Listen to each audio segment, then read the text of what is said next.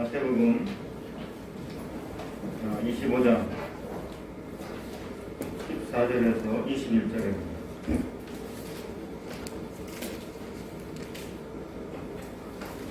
마태복음 25장 14절에서 21절 말씀입니다. 찾으시면 우리 같이 공부하겠습니다. 시작. 또 어떤 사람이 한국에 갈 때에 그 종들을 불러 자기의 소유를 맡긴과 같으니 각각 그 재능으로 한 사람에게는 금 5달란트를, 한 사람에게는 6달란트를, 한 사람에게는 1달란트를 주고 떠났더니 5달란트를 받은 자는 바로 가서 그것으로 장사하여 또 5달란트를 남기고 2달란트를 받은 자로 같이 하여 또 2달란트를 남겨주고 한 달란트를 받으면 가서 땅을 파고 그 주인의 돈을 감추어 뒀더니 오랜 뒤에 그 종들의 주인이 돌아와 그것을 불쌍하시되 5달란트 받던 자는 5달란트를 더 가지고 와서 이르되 주인이여 내게 5달란트를 주셨는데 어디서 내가 또 5달란트를 남겨달라. 그 주인이 이르되 잘하였도다. 착하고 충성되는구나. 내가 자기를 충성했으니 내가 많은 것을 내게 맡기리니 내 주인의 주소에 참여할지어다 하고. 아멘.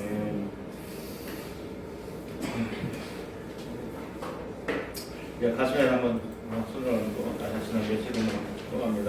나는 하나님이 두고 보시기에도 아까운 존재다. 다시 한번 확신 가지고요. 시작. 나는 하나님이 두고 보시기에도 아까운 존재다. 여러분 그렇게 믿으십니까? 아멘. 우리 앞뒤 사람 치면 인사합니다. 사랑합니다. 사랑합니다. 반갑습니다.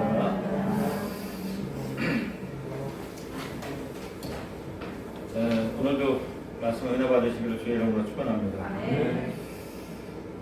제가 일을 하고 정해져 있지 않는 그 임금을 받을 때는 돈 줄 사람하고 돈 이야기하는 게 참 거꾸럽더라고요. 또 이 치사한 생각이 들어가요. 많은 더 많이 불받니 치사한 생각이 들어가요. 이 11조와 헌금에 대해서 설교하는 것도 마찬가지인 것 같아요. 이게 당연히 가르쳐야 되는데 이게 잘못하면 이게 시험 줄 수가 있어서 참 이게 참 거꾸렇습니다. 지난 금요일 설교를 준비하면서 잠이 안 와가지고 새벽까지 저책에 뒤지면서 자료를 좀 봤어요. 그러다가 어느 목사님의 설교집을 통해서 참 은혜 받은 내용이 있어서 오늘은 그 내용을 전달 강의식으로 설교를 해내겠다라고 하는 생각을 갖고 오늘 말씀을 나눕니다. 유대인의 랍비 마이르는 지금 학교에서 강의를 하고 있습니다. 같은 시간 그의 집에서 그의 외아들이 교통사고를 당해서 그의 시신을 집으로 막 옮겼습니다. 이 사실을 모르는 마이르는 학교에서 강의를 마치고 집에 돌아왔습니다. 아들이 보이지 않자 아들을 찾았어요. 부인이 이렇게 얘기합니다. 지금 그 아이는 여행 중에 있습니다. 그리고는 식사를 준비하고 차려냅니다. 식사를 마친 뒤에 남편이 또 아내에게 묻습니다. 도대체 어디로 여행을 갔어요? 부인이 이렇게 대답해요. 아주 오래전에 높으신 분이 우리에게 보물을 맡기고 가셨습니다. 근데 그분이 갑자기 오셔서 지난번에 맡겼던 것을 돌려달라고 합니다. 그럼 돌려드려야 되겠죠? 그러자 남편은 당연히 돌려줘야 되겠죠. 부인이 남편을 2층 방으로 안내를 합니다. 그리고 침대를 덮고 있는 흰 손을 걷어서 죽은 아이의 시신을 보여주었어요. 그걸 받은 남편은 얼굴을 감싸고 울기 시작합니다. 한참을 울고 온 뒤에 아내가 남편의 손을 잡고 이렇게 얘기해요. 여보, 아까 당신이 대답했죠. 주인이 돌려달라고 하면 언제든지 돌려줘야 된다고. 이때 남편이 창가를 향해 가면서 속으로 이렇게 말합니다. 인생은 역시 청직이구나. 여러분 그렇습니다. 우리의 삶은 청직입니다. 내 눈에 보이는 이 모든 것은 다 하나님이 지으신 것입니다. 태초에 하나님이 천지를 창조하시니라 라고 말씀하셨죠. 또 내가 소유한 모든 것은 하나님이 내게 허락한 소유물입니다. 땅과 거기 충만한 것과 세계와 그 중에 거하는 자가 나 여호와의 것이로다. 그리고 하나님이 이 모든 것을 섭리하시고 우리에게 맡기셨다는 것이, 여호와 하나님이 그 사람을 이끌어 에덴 동산에 두사 그것을 다스리며 지키게 하시고, 하나님의 태초의 사람 아담에게 이 모든 것을 맡기시고 잘 관리하라고 부탁하셨어요. 그러므로 우리 인간은 모든 것의 주인 되시고 창조주가 되시고 섭리자가 되시고 주관하시는 하나님의 것을 잘 관리하는 청지기 인생인 것을 잊지 말아야 할 것입니다. 이 청지기는 헬라어로 오이코노모스라고 하는데, 오이코노모스, 집의 관리자라고 하는 뜻이에요. 우리가 옛날 사극을 보면 거기 집사라고 하는 직책을 가진 사람이 나와요. 이 집사는 그 양반집의 모든 재산을 관리하는 사람이에요. 여기 바로 청지기가 그런 집사라고 하는 거예요. 집사. 청지기인 우리 인간은 결코 소유주나 주인이 될 수 없습니다. 창조주 하나님만이 진짜 소유주이시고 진짜 주인이셔요. 그런데 재산을 관리하는 이 집사가 착각을 해서 내가 주인이라고 생각하면 이거는 엄청난 오산이에요. 큰 착오예요. 우리 인간은 결코 주인이 될 수 없다는 거예요. 그렇다면 우리는 무엇을 관리하는 청지기입니까? 무엇을 잘 관리해야 됩니까? 첫째는 시간의 청지기예요. 시간의 청지기. 우리는 시간의 관리자, 시간의 청지기입니다. 인간은 한순간도 시간 밖에서 존재할 수 없죠. 만약에 시간 밖에서 존재한다 그러면 그것은 죽음을 의미할 겁니다. 우리는 하나님이 주신 시간 안에서 존재하고 있고 또 시간 안에서 삶을 영위하고 있습니다. 시간이 배제된 생명은 존재할 수 없는 겁니다. 그래서 시간은 우리 삶 속에 계속 이어주는 생명과 같다라는 거예요. 생명. 어떤 이들은 시간은 금이다라고 얘기하지만 시간은 달리 얘기하면 생명입니다. 생명. 어느 인간도 시간을 창조할 수 없어요. 시간을 창조하시는 이도 하나님이십니다. 그리고 그 하나님이 우리 각자에게 시간을 빌려주셨다는 거예요. 어떤 이에게는 10년의 시간을 빌려주셨고 어떤 이에게는 100년의 시간을 보내주셨어요. 그렇다면 왜 어떠한 사람에게는 짧은 시간을 빌려줬고 어떤 사람에게는 긴 시간을 빌려줬을까? 왜 그렇게 하셨을까? 10살도 안 된 아이가 죽으면 참 우리가 당황합니다. 왜 하나님이 어떤 이에게는 짧은 시간을, 어떤 사람에게는 긴 시간을 빌려줬을까요? 그건 묻지 마세요. 그거는 우리가 알 수 없는 하나님의 계획입니다. 하나님, 세상을 섭리하시는 하나님의 아이디어가 있어서 우리 각자에게 시간을 맡겨주셨다는 거예요. 그러니까 우리는 왜냐라고 질문을 해도 그 질문은 의미가 없는 거예요. 다만 우리는 하나님이 주신 시간을 빌려 쓰고 있다라고 하는 이 생각만 항상 가져야 돼요. 나는 하나님이 주신 시간을 빌려 쓰고 있다. 또 시간은 저축할 수 없다라고 하는 것만 기억해야 돼요. 여러분, 동일한 강물에 두 번 발을 담글 수가 없습니다. 왜? 강물은 계속 흘러가기 때문에. 그리고 아무도 흐르는 시간을 저축할 수 없습니다. 그렇기 때문에 오늘 우리가 할 수 있는 최선은 하나님이 빌려주신 시간을 아끼고 소유하는 것밖에 없어요. 하나님이 빌려주신 시간을 가장 높은 부가가치로 어떻게 하면 최대한 이것을 활용할 수 있을까? 이것만 생각하고 살아가는 거예요. 자, 우리 사도 바울은 시간의 관리자로서의 그리스도인들에게 어떻게 하면 시간을 잘 선용할 수 있는지 그 비결을 에베소서에서 이렇게 말씀하고 있어요. 같이 한번 읽어봅니다. 자, 시작. 세월을 아끼라. 때가 악하니라. 그러므로 어리석은 자가 되지 말고 오직 주의 뜻에 무엇인지 이해하라. 술 취하지 말라. 이는 방탕무신이 오직 성령의 충만을 받으라. 사도 바울은 주어진 시간을 시테크하면서 효과적으로 시간을 활용하려면 먼저 성령 충만을 받아라 라고 말씀하고 있습니다. 성령 충만이 받는 것이 시간을 선용하는 데 있어서 자연스럽게 이루어진다는 거예요. 또 능동적으로 우리가 시간을 사용할 수 있게 된다는 거예요. 그렇다면 여러분, 성령 충만은 무엇입니까?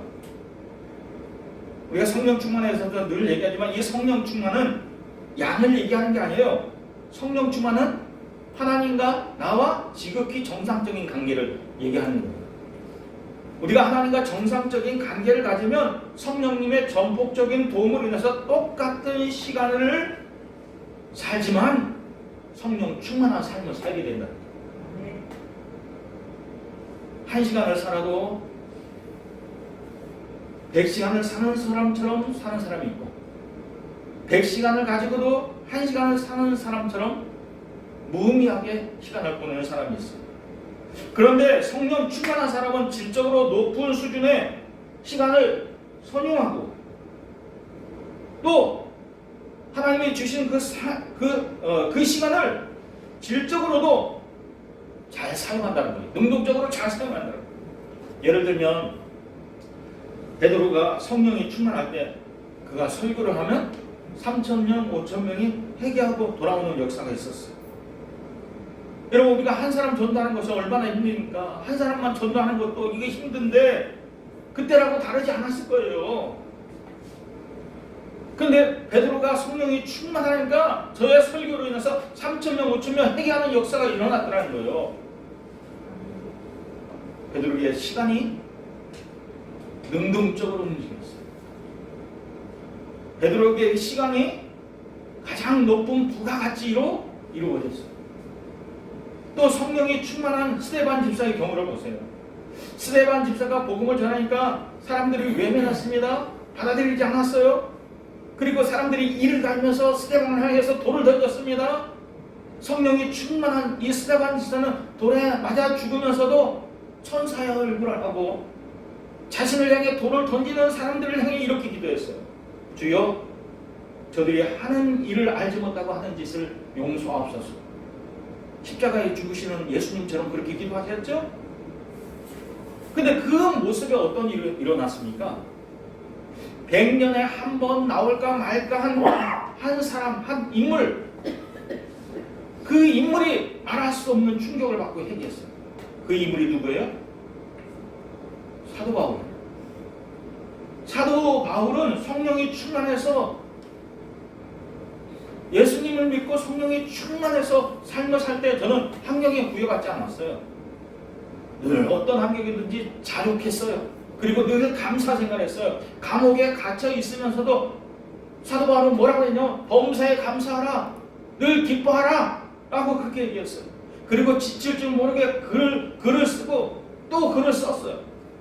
그래서 사도 바울이 기록한 글이 뭐예요? 바울서신이에요. 신약 성경의 대부분의 서신이 바울이 쓴 서신이에요. 그리고 옥중에서 쓴 서신이 있잖아요. 옥중 서신. 자, 이렇게 성령이 충만하면 엄청난 부가가치가 높은 시간을 보내게 된다는 것이죠. 예수님의 공생의 기간은 3년으로 짧습니다. 그러나 그 짧은 시간에 예수님은 하나님이 예수님에게 위임한 모든 것을 100% 완성하셨어요. 그러니까 시간의 관리자로서 볼 때도 예수님은 승리하신 거예요. 성공하신 거예요. 예수님은 정말 시간의 관리자로서도 우리에게 모델을 보여주셨어요.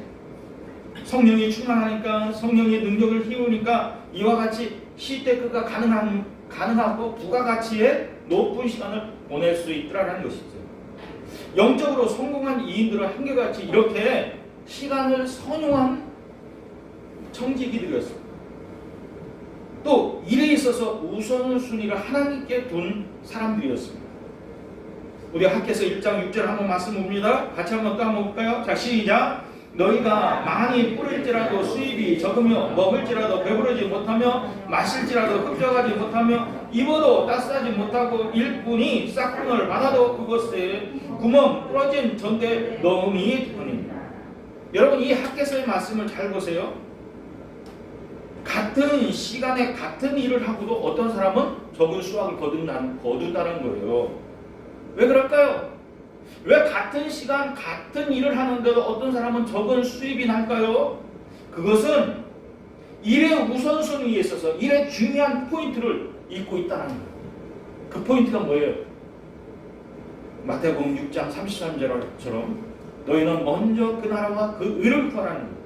먼저 그 나라와 그 의를 구하는 이 포인트를 빼먹었을 때 같은 시간에 같은 일을 하면서도 수입이 적을 수밖에 없다는 거예요. 우리는 시간의 청직으로서 먼저 하나님과 하나님의 일을 먼저 구할 수 있는 우선순위가 되는 그런 삶이 있기를 주의 이름으로 축원합니다. 물질의 11조가 있는 것처럼 시간의 11조도 분명히 있어요. 시간의 11조가 뭡니까? 먼저 하나님 앞에 나와서 예배하는 것, 주의를 성수하는 것, 온전한 주의를 성수하는 것. 이것이 우리 그리스도인들에게 있어서 최우선순위 둬야 될 일이라는 겁니다. 지난번에 말씀드렸잖아요. 우리가 70년 산다라면 우리가 하나님 앞에서 나와서 예배하는 시간은 1년 6개월밖에 안 된다고. 여러분, 우리가 이렇게 많은 주어진 이 많은 시간에 가장 최우선순위 둬야 될 것은 하나님 앞에 예배하는 거라는 거예요. 주일에 하나님께 바르게 예배드리는 일, 이 일은 우리의 장수의 축복과도 관계있어요. 건강의 축복과도 관계있어요. 왜? 하나님께서 우리를 만드실 때 우리의 인체의 사이클을 그렇게 만드셨어요.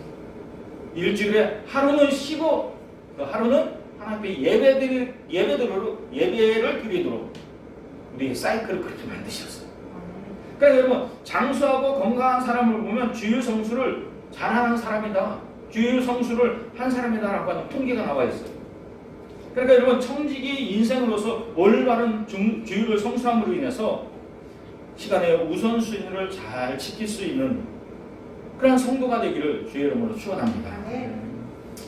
자, 존 엘리엇이라고 하는 사람이 시간을 내라라고 하는 시를 썼는데 제가 이 시를 좀 낭독해 드리겠습니다. 여러분 한번 눈을 감고 한번 이 의미를 한번 새겨보세요. 제가 천천히 한번 시를 낭독합니다. 일하기 위해서 시간을 내라. 그것은 성공의 대가이다. 생각하기 위해서 시간을 내라. 그것은 능력의 근원이다.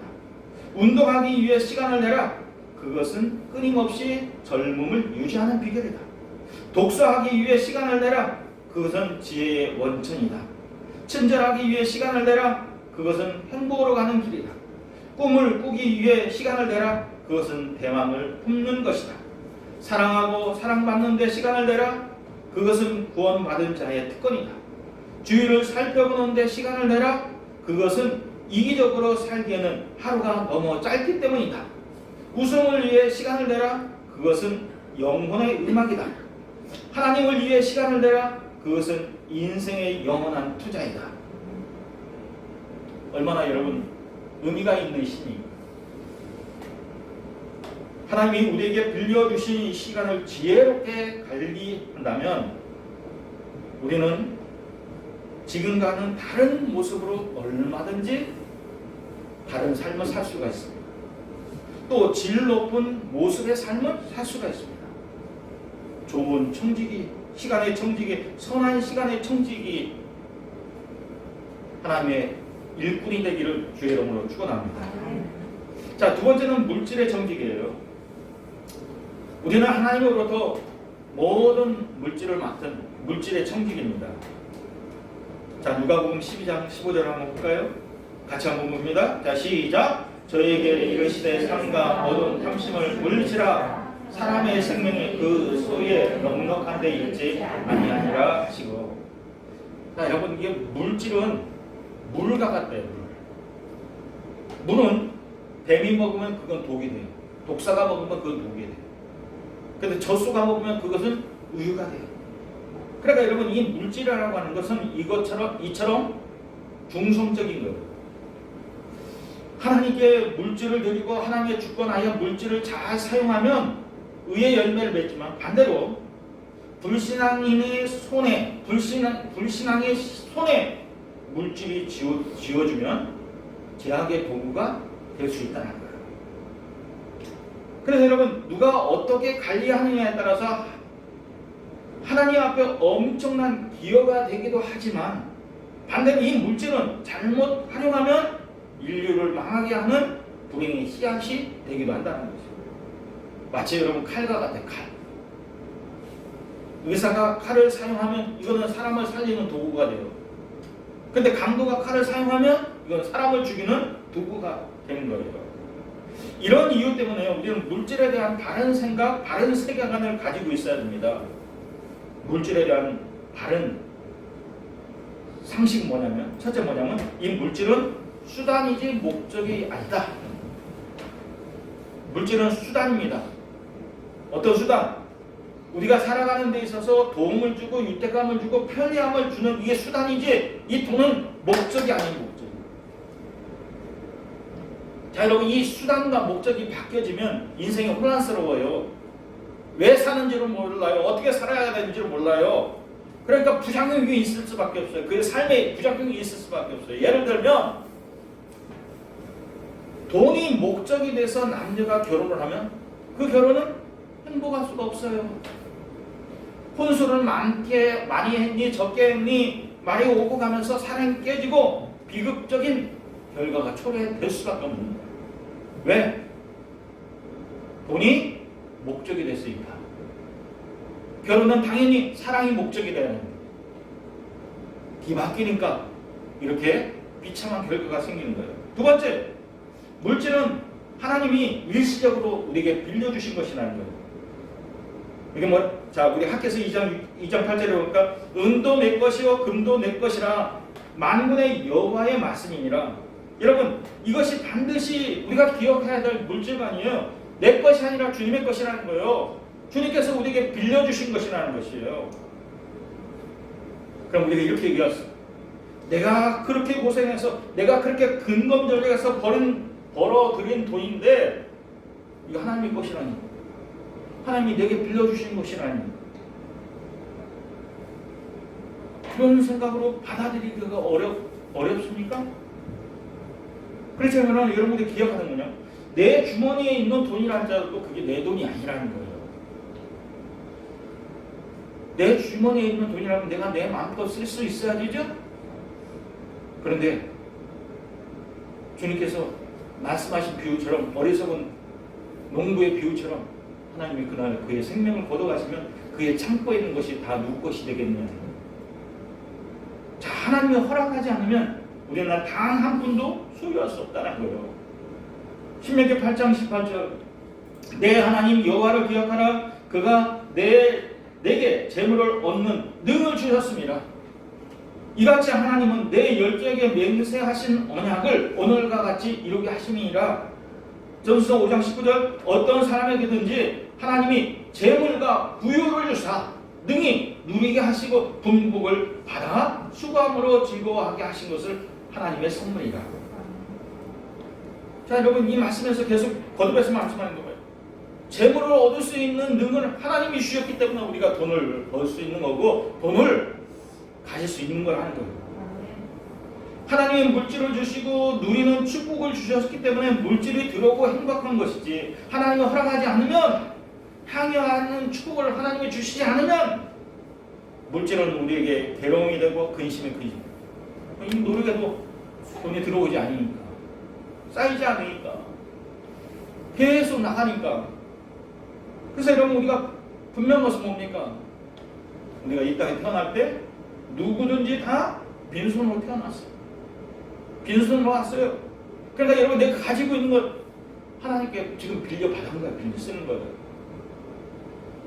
그래서 하나님, 이 모든 물질은 하나님이 내게 빌려주신 것이다 라고 하는 생각을 분명히 가져야 됩니다.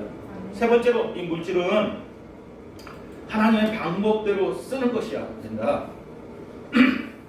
하나님의 방법대로 쓰지 않는 물질은 때로는 하가 될 수가 있습니다. 그리고 그 인격에도 문제가 생길 수 있어요. 매사에 물질에 앞서고 무엇인가 돈 때문에 하려고 하면 이 물질이, 돈 때문에 뭔가를 하려고 하면 이 물질 만능주의에 빠지게 됩니다. 그리고 어떤 생각이 물질 만능주의에 빠지면 어떤 생각이요? 돈이면 다 된다라고 생각하는 거예요.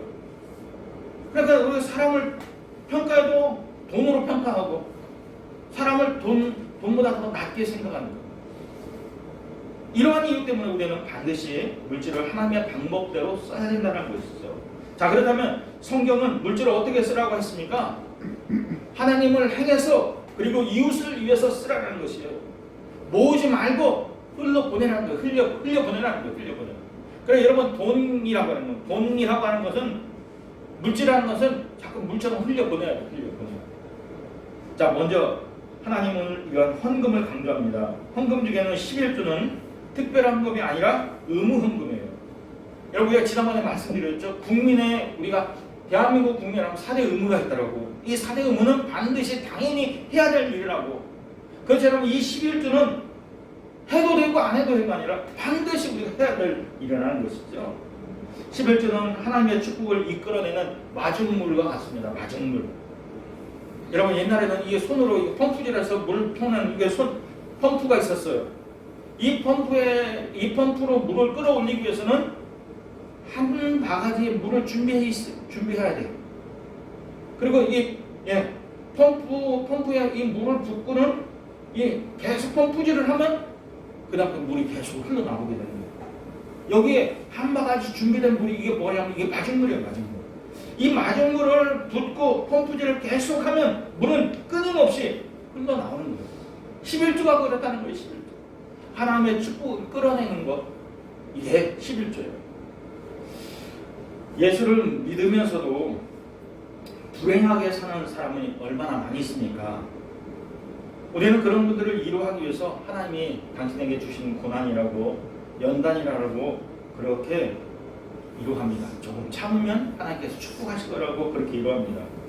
그러나 사실 우리가 예수 안에 있으면서 예수 믿으면서 힘들고 어렵게 사는 사람은 11조를 분별해서 드리지 못하는 사람입니다. 물론 때로 하나님이 연단을 줄 수가 있어요. 하나님이 연단일 수 있어요. 그러나 성경의 분명한 가르침은 뭐냐면 11조 생활을 제대로 하면 물질의 축복은 하나님이 주시겠다고 약속하셨어요. 말라기 3장 10절에서 12절 말씀 보겠습니다. 자, 우리 같이 한번 읽어봅시다. 자, 시작! 만군의 여호와가 이르노라 너희의 온전한 11조를 창고에 들여 나의 집에 양식이 있게 하고 그것으로 나를 시험하여 내가 하늘의 문을 열고 너희에게 복을 쌓을 것이 없도록 굳지 아니하나 보라. 만군의 여호와가 이르노라 내가 너희를 위하여 메뚜기를 금하여 너희의 토지의 소산을 먹어 없애지 못하게 하며 너희의 밭의 포도나무 열매가 기한 전에 떨어지지 않게 하리니 너희의 땅이 아름다워짐으로 모든 이방인들이 너희를 복되다 하리라. 만군의 여호와의 말이니라. 아멘. 여러분 이 11조로 하나님의 축복에 하나님이 하나님의 축복을 시험해 보라는 거예요. 우리가 성경을 읽기 알지만 다른 것 가지고는 시험하라는 얘기 없어요. 그런데 하나님이 이 11조를 가지고는 나를 시험해봐라. 너희를 축복하는지 안 하는지 시험해보라 라고 말씀해요. 또 이 11조로 인해서 기한 전에 떨어지는 일이 없다는 거예요. 많은 열매를 맺게 한다는 거예요. 또 이 11조로 하지 않는 것을 하나님 뭐라고 하냐면 도둑질했다라고 말해요. 도둑질했다. 마땅히 하나님께 드려야 할 11조를 드리지 않고 어떻게 사업이 잘 되기를 기대하십니까? 11조를 제대로 드리지 않고 사업이 잘 되기를 바라는 것은 물질의 축복을 기대하는 것은 이건 무모한 도전이에요. 여러분 11조를 통해서 하나님 물질의 축복을 주시겠다고 분명 말씀하셨어요. 주는지 안 주는지 시험해보라고 말씀하셨어요. 여러분 11조를 꼭 드릴 수 있기를 주의 이름으로 축원합니다. 아멘. 자, 11조에 대해서 어떤 분이 이렇게 얘기해요. 11조는 구약의 율법이다. 지금 우리는 은혜 시대에 살고 있는데 왜 자꾸 구약의 율법을 문자적으로 해석해서 11조를 강요하느냐. 근데 여러분 잘 보세요. 이 11조의 시작은 모세의 율법으로 시작된 것이 아니라 모세 이전에 400년, 500년 전에 아브라함이 멜기세덱에게 드리는 11조로서 기원이 돼요. 멜기세덱이 누구예요? 예수님이라는 거예요. 예수님. 영원히 있는 예수님을 상징한다는 거죠. 아브라함이 11조를 드리는 것은 모세 이전부터 있었던 거예요. 율법이 생기기 전부터 있었던 거예요. 그리고 하나님은 이 아브라함을 뭐로 축복하냐면 11조를 드리는 걸 통해서 아브라함을 축복하셨어요. 또 예수님이 이 땅에 오셔서 11조를 언급 안 했다면 예 맞습니다. 11조를 안 드려도 됩니다. 근데 예수님도 11조에 대해서 언급하셨어요. 뭐라고 말씀하셨어요? 자, 우리 마태복음 23장 23절 하이 있을진저 외식하는 서기관과 바리새인들이여 너희가 박하와 해양과 근처에 11조를 드리되 율법이 더 중한 바 정의와 긍휼과 믿음은 버렸도다. 그러나 이것도 행하고 저것도 버리지 말아야 할지. 예수님의 분명 말씀하셨어요. 이것도 행하고 저것도 버리지 마라. 다 해라. 그러니까 여러분 11조는 율법 이전에 하나님이 우리에게 주신 물질의 축복의 약속입니다. 또 어떤 이는 개척교회나 선교사에게 11조를 드리겠다라고 얘기해요. 어떤 개척교회 목사님이 좀 끼니조차도 있는 게 어렵고 또 어떤 선교단체는 경제적으로 어렵다라고 하는 그 얘기를 듣고 거기에 나는 11조를 하겠습니다라고 하는 그런 분들도 혹 있다는 거예요. 우리 교회가 아니면 다른 교회 얘기하는 거예요. 근데 여러분 이게 좋은 생각 같아요. 근데 그것은 하나님의 11조를 가지고 자기가 무엇인가를 하려고 하는 의도가 숨겨져 있다는 거예요. 근데 우리가 분명히 알아야 했던 거냐면 이 11조는 선물입니다. 내 의도대로 쓸 수 있는 것이 아니라는 것이에요.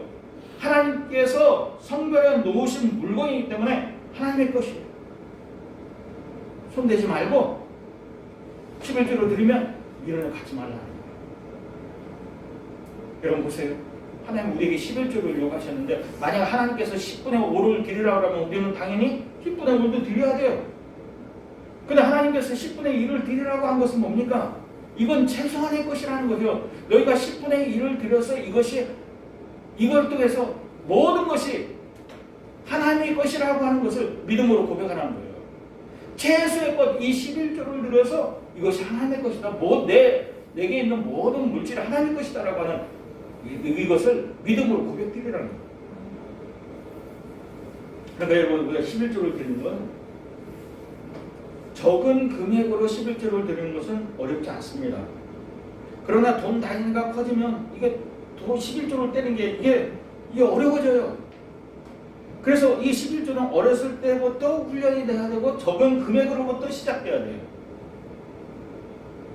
여러분 미국의 재벌 왕, 석유 왕 이 록펠러를 아시죠?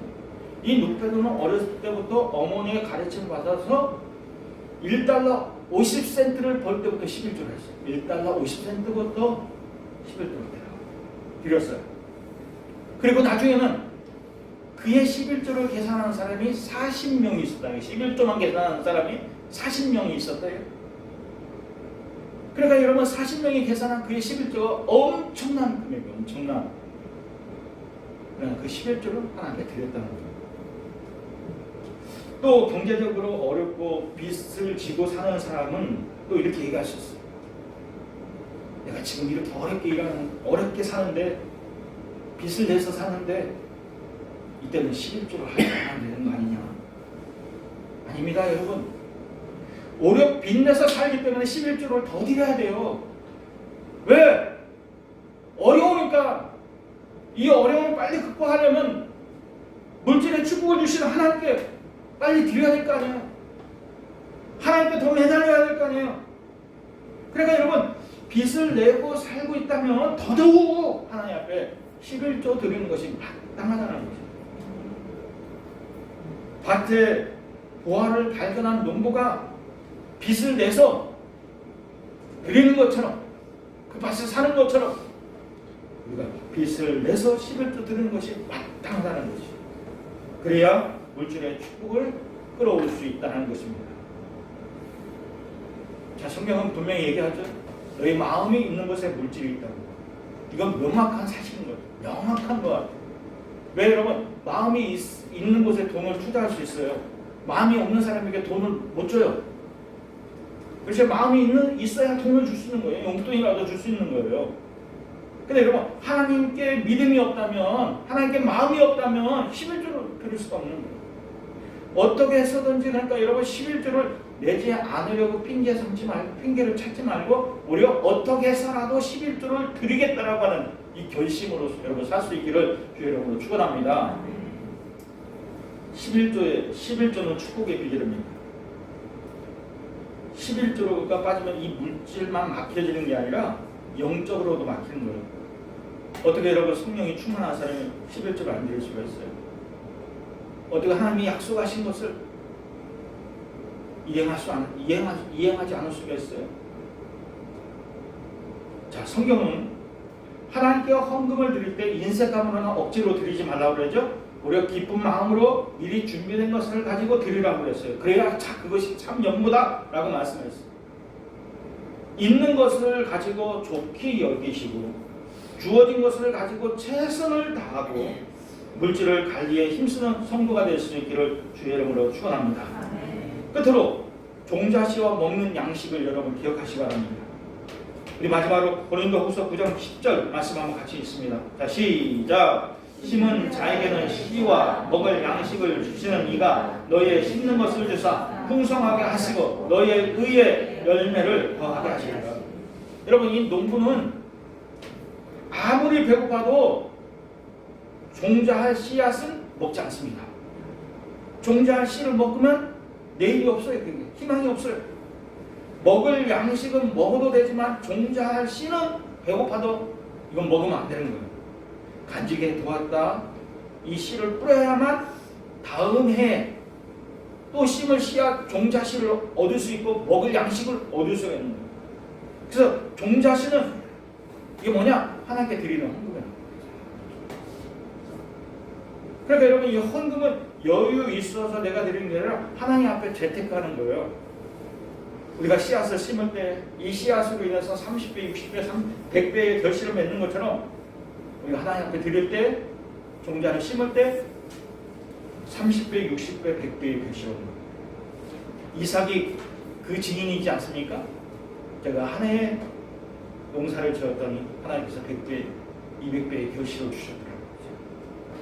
자, 이제 성경에 있는 이것이 성경에 있는 약속입니다. 고린도후서 9장 6절에 이렇게 얘기합니다. 이것이 곧 적게 심은 자는 적게 거두고 많이 심은 자는 많이 거둔다 하는 말이에요. 여러분, 하나님께 많이 심을 수 있기를 주의 이름으로 축원합니다. 물질의 청지기로서 물질의 축복을 누리는 그런 삶이 저와 여러분 모두에게 있기를 주의 이름으로 축원합니다. 기도하겠습니다. 오늘 주신 것을 생각하시면서